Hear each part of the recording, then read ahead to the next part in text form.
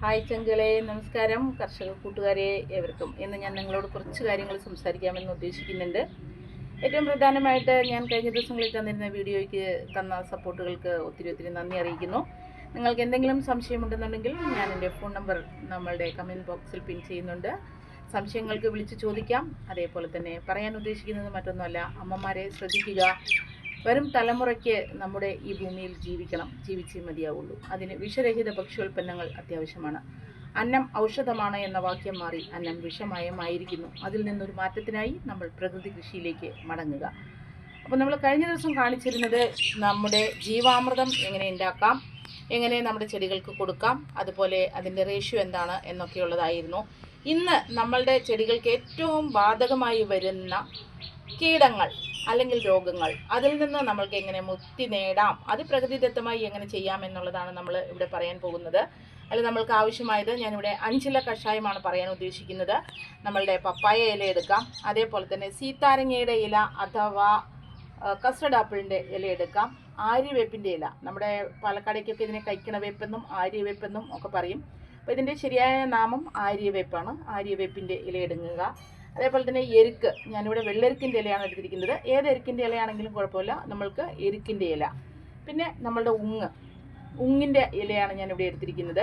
അങ്ങനെ 5 ഇലകൾ ഞാനിവിടെ എടുത്തിട്ടുണ്ട്. ഇവിടെ ചെയ്യാൻ പോകുന്നത് 5 ഇല കഷായമാണ്. ഇത് നമ്മൾ ചെയ്യേണ്ടത് ഒന്ന് ചതച്ച് ഇതുപോലെ വെള്ളത്തിലിട്ട് വയ്ക്കുക. വെള്ളത്തിലിട്ട് വെച്ചതിന് ശേഷം 24 മണിക്കൂർ കഴിയുമ്പോൾ ഇതിനെ നമ്മൾ എടുത്ത് ഒരു മൺചട്ടിയിലേക്ക് ഇട്ടിട്ട്, എന്ത് കാര്യം ചെയ്യുമ്പോഴും ഞാൻ മൺചട്ടി ഉപയോഗിക്കുന്നത് പലർക്കും ബുദ്ധിമുട്ടായി മാറുന്നുണ്ടെന്ന് എനിക്ക് തോന്നുന്നു. അങ്ങനെ മൺചട്ടി ഉപയോഗിക്കാൻ ബുദ്ധിമുട്ടുള്ളവർക്ക് അലൂമിനിയം പാത്രത്തിൽ വേണമെങ്കിൽ ഇടാം. പക്ഷേ അലൂമിനിയത്തിൽ നിന്ന് നമ്മൾക്ക് ക്യാൻസർ ഉണ്ടാകാൻ സാധ്യതയുള്ളത് കൊണ്ടാണ് നമ്മൾ പഴമയുടെ ലോകത്തേക്ക് പോകുന്നത്. നമുക്ക് തീർച്ചയായിട്ടും ഈ വെള്ളവും ഇതും കൂടി നമ്മളൊരു കലത്തിനകത്തേക്ക് ഒഴിച്ചിട്ട് ഇത് നമുക്കൊന്ന് അടുപ്പത്ത് വെച്ച് തിളപ്പിക്കണം. ഓക്കെ, അപ്പോൾ നമ്മൾക്ക് കൊണ്ടുപോയി വെക്കാം. അടുപ്പത്തേക്ക് വെക്കാൻ പോകുന്നത്, ഇതിനകത്തേക്ക് നമുക്ക് കുറച്ച് വെള്ളം കൂടി ചേർക്കാവുന്നതാണ്. ഇത് നമ്മൾ അടുപ്പിൽ വെക്കുകയാണ്. അപ്പോൾ ഇവിടെ ഞാൻ അടുപ്പിലാണ്, മൺചട്ടിയിലാണ് ചോറൊക്കെ വയ്ക്കുന്നത്. അപ്പോൾ അതിൻ്റെ ഒപ്പം തന്നെ നമുക്ക് ഈ അടുപ്പിലേക്ക് തന്നെ ഇത് വെച്ചിരുന്നാൽ ചോറ് വേകുമ്പോഴത്തേക്കും നമ്മുടെ കഷായവും തിളയ്ക്കും. അതിന് വേണ്ടിയിട്ട് ഞാനിതൊന്ന് ചെയ്യുന്നുണ്ട്. അപ്പോൾ ഇതിലേക്ക് നമ്മൾ കുറച്ച് വെള്ളം കൂടി ഒന്ന് ആഡ് ചെയ്ത് കൊടുക്കുന്നു. അപ്പോൾ ഇതവിടെ ഇരുന്ന് തിളയ്ക്കട്ടെ. തിളച്ചതിന് ശേഷം ഇതൊന്ന് നല്ലതുപോലെ തിളച്ചതിന് ശേഷം നമ്മൾ അതിനകത്തേക്ക് കുറച്ച് ഇഞ്ചി പേസ്റ്റ്, വെളുത്തുള്ളിയും കൂടി ചേർത്ത് തണുക്കാൻ വെക്കുന്നു. തണുത്തതിന് ശേഷം നമ്മളതൊരു ബോട്ടിലാക്കി വെക്കാം. ഇത് നമ്മൾക്കൊരു 6 മാസം വരെ വെച്ചിരുന്ന് ഉപയോഗിക്കാവുന്ന ഒരു കഷായമാണ് 5 ഇല കഷായം എന്ന് പറയുന്നത്. ഇതിനെ 1 ഗ്ലാസ് എടുക്കുക, അതിൽ 8 ഗ്ലാസ് വെള്ളം ആഡ് ചെയ്യുക. 1:8 എന്ന റേഷ്യോയിൽ നമുക്ക് ചെടികൾക്ക് വൈകുന്നേരം 5 മണിക്ക് ശേഷം ചെടിയുടെ ഇലയുടെ അടിയിൽ നിന്ന് മുകളിലേക്ക് സ്പ്രേ ചെയ്ത് കൊടുത്തു കഴിഞ്ഞാൽ വെള്ളീച്ച, കായീച്ച, അതുപോലെ ചെറിയ ഇലതീനി പുഴുക്കൾ, തണ്ടുതിറപ്പൻ പുഴുക്കൾ, ഇങ്ങനെയുള്ള കീടങ്ങളിൽ നിന്ന് നമുക്ക് മുക്തി നേടാൻ സാധിക്കും. ഏറ്റവും പ്രധാനമായി ചാഴിയിൽ നിന്ന് നമുക്ക് ഇത് മുക്തി നേടും. കാരണം ഏറ്റവും കീടങ്ങളിൽ ബ്രാഹ്മണൻ നമ്മുടെ ചാഴിയാണ്.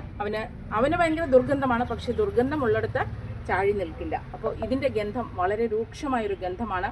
ഞാൻ ഈ എടുത്തിരിക്കുന്ന 5 ഇലകളല്ലാതെ നിങ്ങൾക്ക് ഇനി വേണമെന്നുണ്ടെങ്കിൽ ആവണക്കിൻ്റെ ഇല ചേർക്കാം, പാവലിൻ്റെ ഇല ചേർക്കാം. പശുവും ആടും കഴിക്കാത്ത ഏത് ഇല വേണമെന്നുണ്ടെങ്കിലും ഇതിൻ്റെ കൂടെ ആഡ് ചെയ്ത് നമുക്ക് ഇത് ഉണ്ടാക്കാവുന്നതാണ്. 5 ഇല കഷായമുണ്ട്, അതുപോലെ തന്നെ 10 ഇല കഷായമുണ്ട്. ഞാനിവിടെ 5 ഇല കഷായമാണ് ഇപ്പോൾ ചെയ്തിരിക്കുന്നത്. അടുത്തൊരു വീഡിയോയിൽ നമ്മൾക്ക് 10 ഇല കഷായവുമായി കാണാം. വീണ്ടും നിങ്ങളെ മറ്റൊരു വീഡിയോയിൽ കാണാം. എല്ലാവരും തന്ന സപ്പോർട്ടുകൾക്ക് ഒരിക്കൽ കൂടി നന്ദി അറിയിക്കുന്നു. ഇനിയും നിങ്ങളുടെ സപ്പോർട്ടുകൾ ഉണ്ടാകണം. എന്ത് സംശയമുണ്ടെങ്കിലും എന്നെ വിളിക്കാനുള്ള നമ്പർ ഇതിൽ കൊടുക്കുന്നുണ്ട്. നിങ്ങളുടെ വിലയേറിയ അഭിപ്രായമാണ് എൻ്റെ വീഡിയോയുടെ വിജയം. സോ പ്ലീസ് എല്ലാവരും അതിന് കമൻറ്റ് തരിക.